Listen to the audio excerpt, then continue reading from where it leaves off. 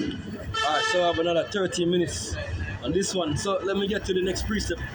Now I was saying earlier, basically, that the so-called white man deemed you as a threat to society once you're not seen eye to eye with him.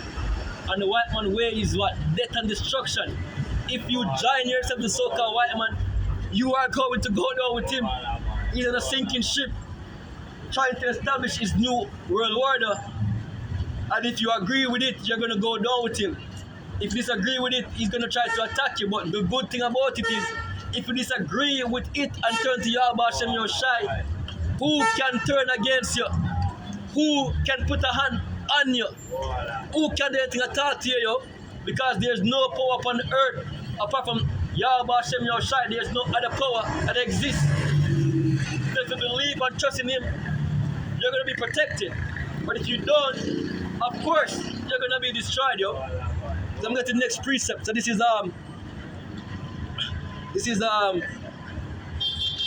Second Ezra. I'm going to start from chapter 15 and verse 14. A question? Alright, so let me read it. It says, "Woe to the world and them that dwell therein, for the sword and their destruction draweth nigh." Right? "And one people shall stand up to fight against another, and swords in their hand." So this is what the Lord is preparing for the world. You know what I mean? One people shall stand up to fight against another. Right? It says, with sword in their hand. Right? So you're going to have race war. You're going to have the so-called white man defending the so-called white people. You're going to have the Chinese defending the Chinese.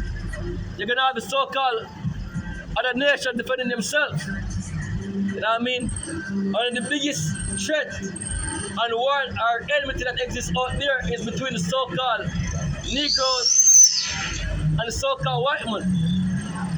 That's why we went into captivity, because he sees us as a true enemy, and he will do any and anything to destroy you completely off this earth. Right? That's why he pies your food, pies your ear, you know what I mean? Give you medications that are sickening to you, you know what I mean? So when they take them, you have side effects. That's the so-called white man trait for you.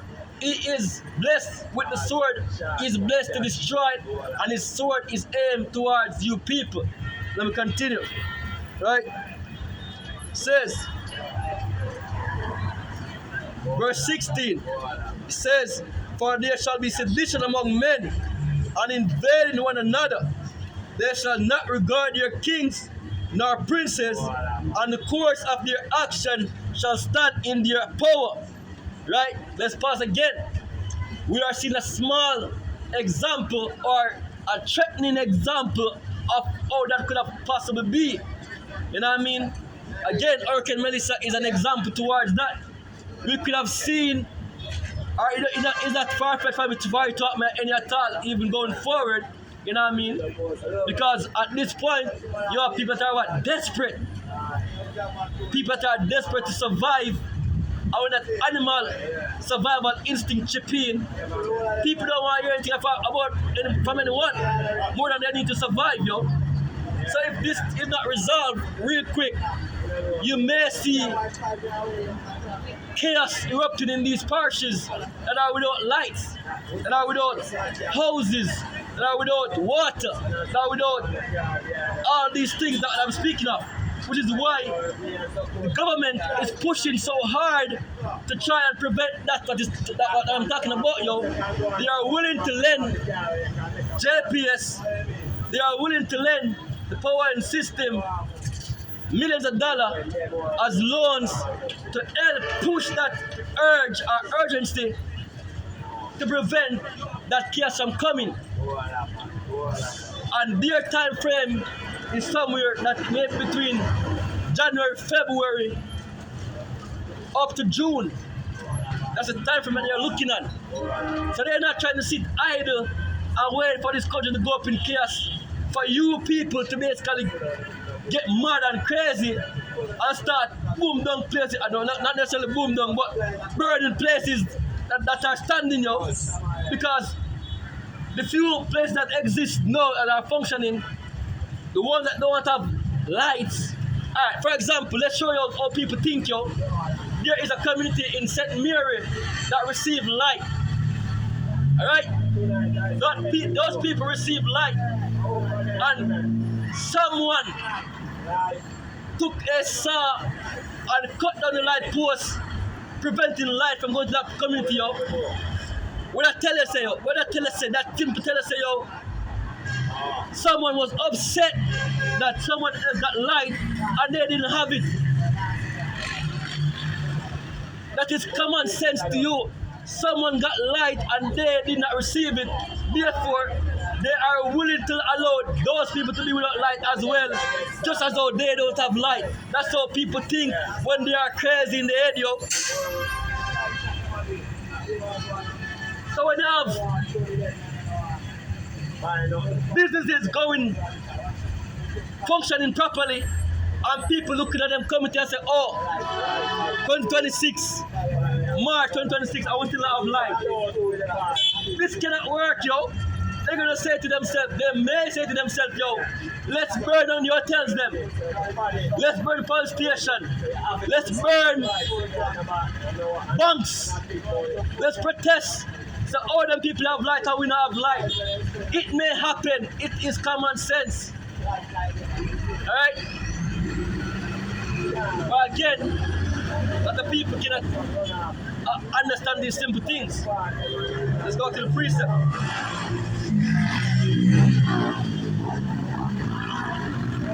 The verse 16 again. 2nd Ezra chapter 15 and verse 16. For there shall be sedition among men, and invading one another.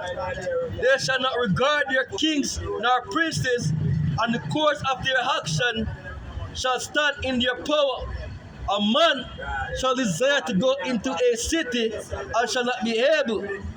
For because of their pride, the city shall be troubled, the houses shall be destroyed. We are seeing houses destroyed today, right? And men shall be afraid. It says, the houses shall be destroyed, and men shall be afraid. Right? Verse 18. It says, verse 19. A man shall have no pity upon his neighbor, but shall destroy their houses with the sword, and shall spoil their goods because of the lack of bread. We are seeing small scenarios where people don't have bread. And if it continues for more months, you just may see those people running into the homes of other people that have food on their table. It may just happen very, very soon, right? A man shall have no pity upon his neighbor, but shall destroy their houses with the sword and spoil their goods because of the lack of bread and for great tribulation, yo. For great tribulation. That is what is coming to this world. That is what is coming to Jamaica. That's what's coming to America. That's what's coming to the entire world. Chaos, uproars all across. And again, if you look into the Caribbean, you're seeing the Caribbean becoming what? More militarized. More chess moves being made. More people aligning themselves with who they are aligned to as their friends. More people distancing themselves from their enemies. Trinidad and Tobago moving secretly, giving America access to set up radar systems in their regions so they can monitor other countries. And they don't care about it. It's no more friend and buddies like before. The time to change the climate is here, yo. It is a time of war. The time of peace is slowly but surely moving from the earth. Yahweh Hashem is ready to unleash hell upon you people, yo.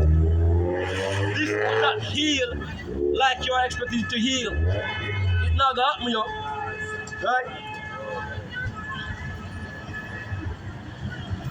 Right?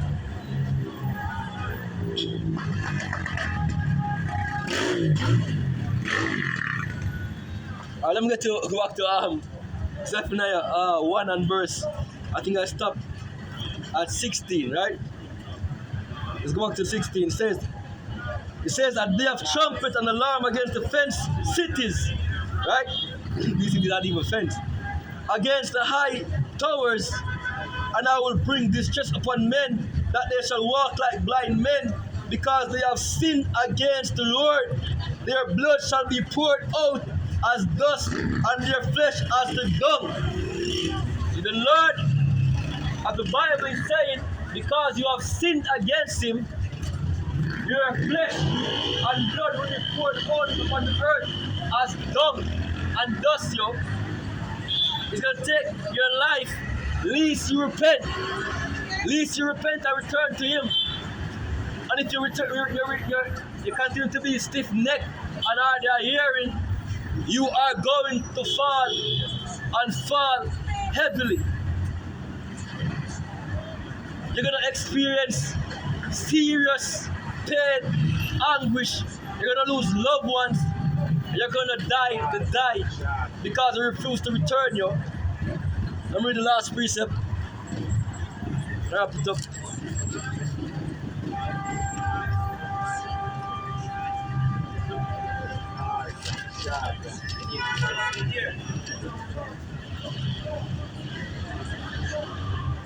So again, I started off, basically calling to you people to repent and return to Allah, Hashem Yoshai.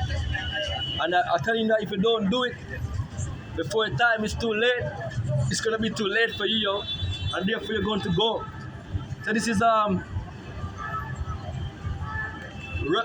Amos 9 and verse 8. It says, "Behold, the eyes of the Lord Yahweh are upon the sinful kingdom, and I will destroy it from off the face of the earth, saving that I will not utterly destroy the house of Jacob, said the Lord.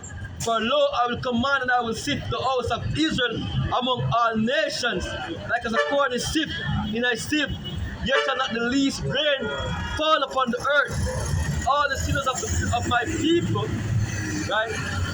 "All the sinners of Israel, my people, shall die by the sword, which say the evil shall not overtake nor prevent us." So for all of you people that are saying that this is not going to happen, you can do whatever you feel to do, and it's all good and daisy every day for you, you are going to witness the opposite. Alright? You're going to witness the opposite, and you're going to pay for being stiff-necked and hard of hearing. Alright? So that, I'll close off and say, Shalom.